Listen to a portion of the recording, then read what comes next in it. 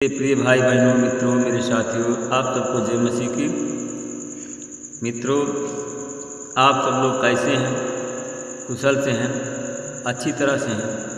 मित्रों, मुझे पूरा विश्वास है, पूरी आशा है कि आप सब लोग अच्छी तरह से हैं, क्योंकि परमेश्वर आपके साथ में है। मित्रों, परमेश्वर अगर आपके साथ में ना हो तो आप अच्छी तरह नहीं रह सकते। मित्रों, साथियों, आइए हमारे चैनल में जुड़िए और परमेश्वर के आशीषों का आनंद लीजिए। मित्रों, क्योंकि परमेश्वर आनंद देने वाला है। मित्रों, अगर आनंद की ज़रूरत है तो आप हमारे चैनल में जुड़िए और परमेश्वर के आनंद का लाभ उठाएं। मित्रों, मैं सबसे पहले वचन बताऊंगा, फिर आपके लिए और आपके परिवार के लिए प्रार्थना करूंगा। मित्रों, आज मैं सुबह के समय जो वचन लेकर के आया हूँ, मैं इस वचन के द्वारा बात करूँगा और इस वचन के आधार पर मैं आप सबके लिए प्रार्थना करूँगा। मित्रों, आज का वचन है नीति वचन। मित्रों, आज का वचन है नीति वचन 28 अध्याय का 7वां वचन है, और इस वचन के द्वारा मैं बात करूँगा, इसी वचन के आधार पर प्रार्थना करूँगा। ये वचन है नीति वचन 28 का 7। व्यवस्था का पालन करने वाला आदमी अपने पिता का बुद्धिमान पुत्र कहलाता है। व्यवस्था का पालन करने वाला आदमी अपने पिता का बुद्धिमान पुत्र कहलाता है, किंतु उड़ाकर खाने वाला, उड़ाने वाला और उड़ाकर खाने वाला के साथ रहने वाला जवान अपने पिता की निंदा का कारण बनता है। क्योंकि उड़ाने वाला व्यक्ति अपने पिता के निंदा का कारण बनता है। आमीन। मित्रों, हम लूका की पत्री में हम देखते हैं, हम इस दृष्टांत के बारे में आप लोगों से बात करेंगे। मित्रों, हम देखते हैं कि यीशु ने कहा, किसी मनुष्य के 2 पुत्र थे। छोटे पुत्र ने अपने पिता से कहा, पिताजी, संपत्ति का जो भाग है वह मुझे दे दीजिए। मित्रों, जो मनुष्य था, उसके मनुष्य के 2 बेटे थे। एक पिता की अपने आज्ञा का पालन करने वाला था, पिता की व्यवस्था का पालन करने वाला था, और दूसरा मनमानी करने वाला अपने पिता से अलग था, उसकी आज्ञा का पालन नहीं करने वाला था। मित्रों, हम देखते हैं कि छोटे पुत्र ने अपने पिता से कहा, पिताजी, संपत्ति का जो भाग है वह मुझे दे दीजिए। और पिता ने उनमें अपनी संपत्ति बांट दी। मित्रों, उसने जब अपने पिता से अपनी आधी संपत्ति को मांगा तो पिता ने उन दोनों पुत्रों को आधी आधी संपत्ति बांट दी। मित्रों, थोड़े ही दिनों के बाद छोटा पुत्र अपनी समस्त संपत्ति एकत्र करके और किसी दूर देश को चला गया। मेरे भाई और बहनों, मित्रों, मेरे साथियों, और जब वह दूर देश चला गया, अपने पिता के पास से दूर देश चला गया, अपने परिवार को छोड़ करके, वहाँ उसने भोग विलास में अपनी सारी धन संपत्ति को उड़ा दिया। मित्रों, जब वह सब कुछ खर्च कर चुका तो उस देश में भारी झूरा पड़ गया, उस देश में भारी अकाल पड़ गया। मित्रों, जब अकाल पड़ गया, वहाँ उस देश में झूरा पड़ गया, तो वह कंगाल और गरीब हो गया। उसके पास में जितना पैसा था सब खर्च हो गया, कुछ नहीं बचा। मित्रों, इसलिए उसने उस देश के एक नागरिक के यहाँ, उस देश के एक धनी नागरिक के यहाँ उसने आश्रय ले लिया। वहाँ पर टूटी फूटी नौकरी कर ली। मित्रों, जिसने उसे अपने खेतों में सुअर चराने के लिए भेजा, उसको नौकरी मिली। मित्रों, सुअर चराने के लिए जो फलियाँ सुअर खाते थे और उन्हीं से वह अपना पेट भरने के लिए तरसता था। मित्रों, कोई उसे कुछ नहीं देता था। मित्रों, जब वह होश में आया और सोचने लगा कि मेरे पिता के घर में कितने ही मजदूर की आवश्यकता से अधिक रोटी मिलती है।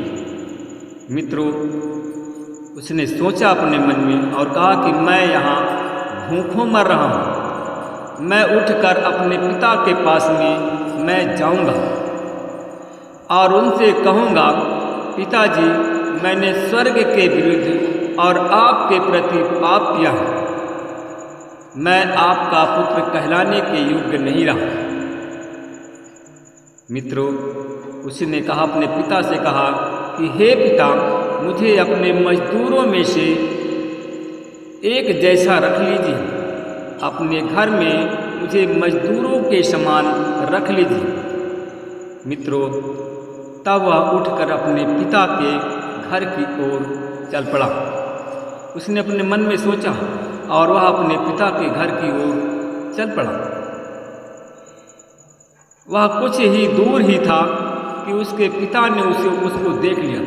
उसके गांव वालों ने उसको सूचना बता उसके पास पहुंचा दिया कि तुम्हारा जो पुत्र खो गया था वह पुनः वापस आ रहा है। मित्रों, मेरे दोस्तों, मेरे साथियों, तो उसके पिता ने उसे देख लिया और उस दया से द्रवित हो उठा। मित्रों, उसके पिता ने जब उसको देखा कि मेरा पुत्र जो खो गया था आ रहा है और वह दया से द्रवित हो उठा, उसने दौड़ करके अपने पुत्र को गले से लगाया और उसका चुंबन किया। मित्रों, तब पुत्र ने उससे कहा कि हे पिताजी, मैंने स्वर्ग के विरोध और आपके प्रति पाप किया है, मैं आपका पुत्र कहलाने के योग्य नहीं रहा। मित्रों, परंतु पिता ने अपने सेवकों से कहा कि शीघ्र ही जाओ, अच्छे से अच्छे वस्त्र ला करके इसे पहनाओ और इसकी उंगली में अंगूठी और पैरों में जूते पहना दो। अच्छे भोजन की व्यवस्था करो ताकि हम खाएं और आनंद मनाएं। जो मर गया था, उसने कहा कि क्योंकि यह मर गया था, कहा कि उसने मित्रों उसने क्योंकि कहा यह मेरा पुत्र मर गया था और फिर जी गया, यह खो गया था फिर मिल गया, और वे आनंद मनाने लगे। मित्रों, मेरे साथियों, उसका ज्येष्ठ पुत्र खेत में था, तब वह लौट करके घर के निकट पहुंचा। तब उसे गाने बजाने और नाचने की आवाज़ सुनाई। उसने एक युवक को बुलाया और उससे पूछा, यह सब क्या हो रहा है? सेवकों ने कहा, भाई, आपके भाई आए हैं। आपके पिता ने अच्छे भोजन की व्यवस्था की और उन्होंने उनको भला चंगा वापस पाया। मित्रों, उससे वह क्रुद्ध हो गया और घर के भीतर जाना नहीं चाहा। उसके पिता उसको मनाने के लिए बाहर आया, परंतु उसने पिता को उत्तर दिया, देखिए, मैंने इतने दिन आपके साथ में रहा और इतने वर्ष तक गुलाम के समान आपकी सेवा करता रहा, फिर मैंने आपकी आज्ञा का उल्लंघन नहीं किया, फिर भी कभी आपने मेरे लिए एक छोटा सा अच्छा भोजन नहीं बनाया। पर मैं ही आपका यह पुत्र आया है, इसने वेश्याओं के पीछे अपनी धन संपत्ति उड़ा दी और आपने उसके लिए अच्छा भोजन की व्यवस्था की। इस पर पिता ने उसे कहा, पुत्र, तुम तो सदा ही मेरे साथ रहते हो और जो कुछ मेरा वह तुम्हारा ही है, परंतु हमें आनंद मनाना है, उल्लासित होना है, उचित यही था, क्योंकि मित्रों, वह तुम्हारा भाई मर गया था और फिर जी गया है, खो गया था फिर मिल गया है। आमीन। आइए मित्रों, मैं आप लोगों के लिए, आपके और आपके परिवार के, आपके बच्चों के लिए प्रार्थना करूँगा। अनुग्रहकारी दयालु पिता परमेश्वर प्रभु यीशु मसीह, मैं आपको धन्यवाद करता हूँ। आज मैं सुबह के भोर के समय फिर आपके चरणों में आ रहा हूँ। प्रभु, आपने पूरे रात भर हमको सुरक्षित रखा, हमारे पत्नी बच्चों को सुरक्षित रखा, पूरे घर परिवार को सुरक्षित रखा और पूरे चैनल परिवार को सुरक्षित रखा। मैं आपको धन्यवाद करता हूँ। प्रभु जी, हमारे चैनल परिवार में 700 लोग जुड़े हैं। मैं इन 700 परिवारों के लिए प्रार्थना करता हूँ। परमेश्वर पिता, इन सब पर मैं आपकी आशीष बोलता हूँ। इनको ब्लेस करे परमेश्वर, आशीषित करे परमेश्वर, इनकी हर एक कमी घटी पूरा हो। मैं धन्यवाद करता हूँ परमेश्वर पिता। मैं देखता हूँ कि परमेश्वर मुझे दिखाई देता है कि परमेश्वर पिता जिस प्रकार हमने बताया इसी प्रकार एक व्यक्ति है जिसके 2 पुत्र हैं और उसका एक पुत्र पिता का कहना मानता है, दूसरा नहीं मानता, इसलिए पिता दुखी है और अपने हिस्से का बंटवारा चाहता है। और जो बड़ा बेटा अपने पिता की आज्ञा का पालन करता है, छोटा नहीं करता। परमेश्वर पिता ये जो किसान है, परमेश्वर पिता यह एमपी के रहने वाले हैं और वही दशा इनके परिवार में है। परमेश्वर पिता उसी प्रकार वो बेटा खो गया था, मर गया था, आज पुनः अपने पिता के पास में लौट रहा है। इस वचन को सुन करके, इस दृष्टांत को उसने सुन करके वापस अपने पिता के पास में फिर जा रहा है। पर मैं धन्यवाद करता हूँ परमेश्वर पिता, मैं आपसे विनती प्रार्थना करता हूँ, मेरी दुहाई को सुन परमेश्वर पिता। जितने लोग आज बीमार हैं वो सारे लोग सीने पर अपना हाथ रखें और स्वर्ग की ओर हाथ उठाइए। परमेश्वर आज आपकी सारी बीमारी को लेगा, आपकी सारी बीमारी से छुटकारा आपको मिलेगा मित्रों। परमेश्वर पिता मैं धन्यवाद करता हूँ उन भाई बहनों के लिए प्रार्थना करा जो लोग डेंगू के बुखार से पीड़ित हैं, मलेरिया बुखार से पीड़ित, सर्दी जुकाम के बुखार से पीड़ित हैं, ओमरिकान कोरोना की बीमारी से पीड़ित हैं। यीशु मसीह के नाम से उनको सब मैं ब्लेस करता हूँ और यीशु मसीह के नाम से वो लोग चंगे हो जाएं, यीशु के नाम से वो चंगे हो जाएं, तेरे नाम की महिमा हो। मैं उन भाई और बहनों के लिए प्रार्थना करता हूँ परमेश्वर, जिनके सीने में इंफेक्शन है, गले में इंफेक्शन है, पेट में इंफेक्शन है, उन सब को तेरे लहू से धोकर के यीशु मसीह के नाम से ब्लेस करता हूँ। उन्हें छू लीजिए और चंगा कर दीजिए परमेश्वर। जिनके पास में कोई संतान नहीं हो, पर मैं संतान की आपकी आशीष बोलता हूँ, उन्हें संतान देकर के आशीषित करें। मैं धन्यवाद करता हूँ परमेश्वर पिता, उन भाई और बहनों के लिए प्रार्थना करता हूँ परमेश्वर।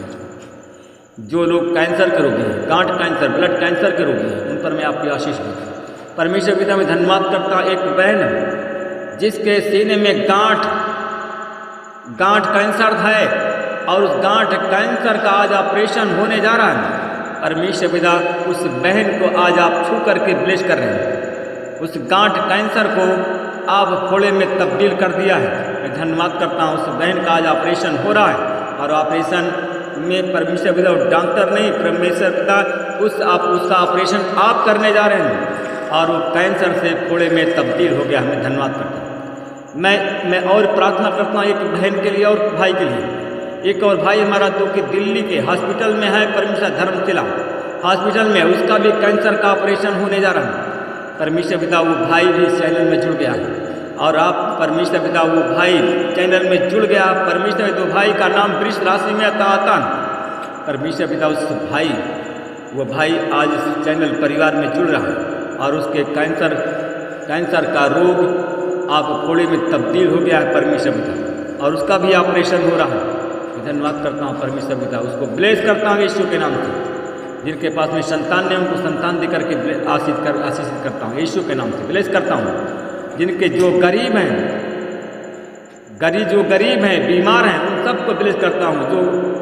जो गरीब हैं, शैतान से ग्रसित, उनको भी ब्लेस करता हूँ यीशु के नाम से।